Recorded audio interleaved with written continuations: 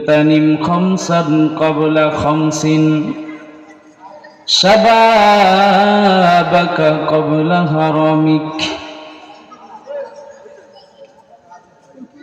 মায়ের নবী আমার ডাক দিয়া বলতেছেন যে উম্মত, আমার মাওলা অত্যন্ত মায়া করে আর মহব্বত করে তোমাকে দুনিয়ার মধ্যে বানাইছেন। আমার আল্লাহ রাব্বুল আলামিন তুমি মানুষকে দুনিয়ার মধ্যে শত শত হাজার হাজার মাখলুকাতের মধ্যে শ্রেষ্ঠত্ব দান করেছেন।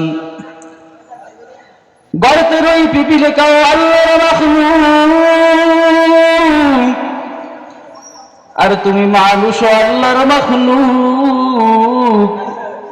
ওই বনের জঙ্গলের হাতিটাও আল্লাহর মাখলুক, তুমি মানুষও আল্লাহর মাখলুক। ওই গোয়ালের গরুটাও আল্লাহর মাখলুক, আর তুমি আমি মানুষও আল্লাহর মাখলুক। যেই আল্লাহ রাব্বুল আলামিন ও যুবক তোমাকেও সৃষ্টি করলেন, আমাকেও সৃষ্টি করলেন, সেই আল্লাহ গরু ছাগল ভেড়া মহিষদেরকেও সৃষ্টি করলেন। নাকি তাদের ভিন্ন কোনো মাবুদ আছে? এক আল্লাহ সৃষ্টি করেছেন, আমাকেও যিনি তাকে তাদেরকেও তিনি। ও মুসলমান ভাই, দুনিয়ার মধ্যে আসছো, জীবনটাকে মূল্যায়ন করতে হবে।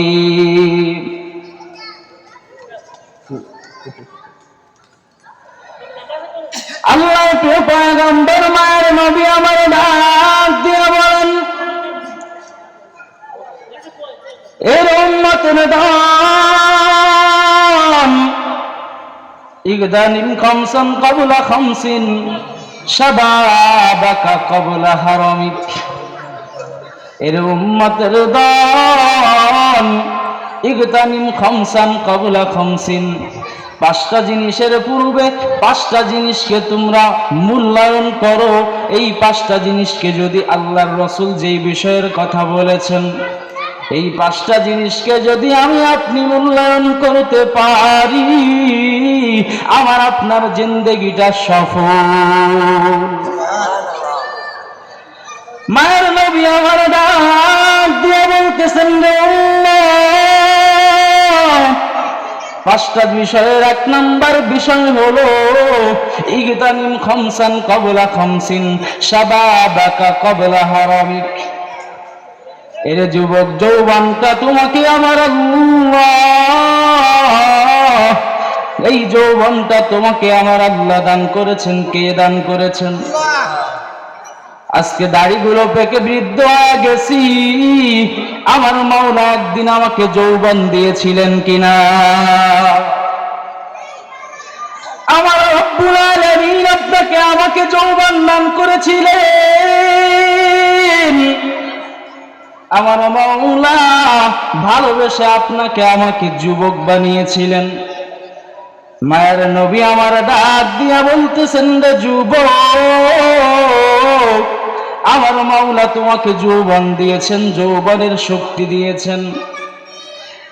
আমার এক নাম্বার নসিহত, এর যুবক আমি তোমাদেরকে নসিহত করে যাচ্ছি, শাবাবাকা ক্বাবলা হারামিক, বৃদ্ধ হয়ে যাওয়ার পূর্বে আল্লাহ রাব্বুল আলামিন তোমাকে আমাকে যেই যৌবন দিয়েছেন, মায়ের নবী আমার ডাক দিয়ে বলতেছেন রে যুবক, তুমি বৃদ্ধ হয়ে যাওয়ার পূর্বে আমার মাওলার দেওয়া যৌবনটাকে মূল্যায়ন করো। পাঁচটা বিষয়ের আগে গুরুত্ব দাও। এক নাম্বার হলো যৌবনকে গুরুত্ব দাও বৃদ্ধ হওয়ার আগে। ওই কিয়ামতের ময়দানে আমার মাওলা আমার আল্লাহ রাব্বুল আলামিন যখন বিচারের মঞ্চ তৈয়ার করবেন, আদালত তৈয়ার করবেন, আপনাকে আমাকে আল্লাহ রাব্বুল আলামিন ওই আসামির কাঠগড়ার মধ্যে দাঁড় করায় দিবেন। আর আমার আল্লাহ রাব্বুল আলামিন হবেন বিচারক, আমার মাওলা বসবেন বিচারকের চেয়ারে। দুনিয়ার মধ্যে আমাদের আদালত আছে, আছে না নাই? দুনিয়ার মধ্যে আমার আপনার আদালত আছে। 1 বিঘা জমির মামলা নিয়ে 50 বছর ঘোরায়, ঠিক না বেঠি? 1 বিঘা জমির দাম যেই কয় টাকা, তার থেকে 10, 15, 20 গুণ 30 গুণ বেশি খরচ হয়ে যায় উদ্ধার করতে।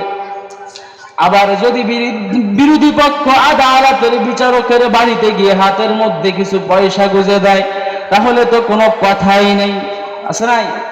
আমাদের সমাজে আছে এমন বিচারক। ওই কিয়ামতের ময়দানে আমার আল্লাহ রাব্বুল আলামিন স্বয়ং হবেন বিচারক। ওই আদালতের মধ্যে আর শাজিমের মধ্যে আমাকে আপনাকে আমার আল্লাহ আসামির কাঠগড়ায় দাঁড় করাবেন, আল্লাহ বসবেন বিচারকের চেয়ারে। দুনিয়ার আদালতে বিচারকদেরকে ঘুষ দিয়ে, টাকা দিয়ে, টাকার মাধ্যমে ফাঁসির আসামি ও বেকুসুল খালাস পাওয়া যায়। ময়দানে মাহশারে ঘুষ দেওয়ার কোন সিস্টেম থাকবে না। ময়দানে মাহশারে আমার আল্লাহকে ঘুষ দিতে কেউ পারবে কিনা? আমার মাওলা হবেন ওই দিনের বিচারক, আমার মাওলা বসবেন স্বয়ং বিচারকের চেয়ারে।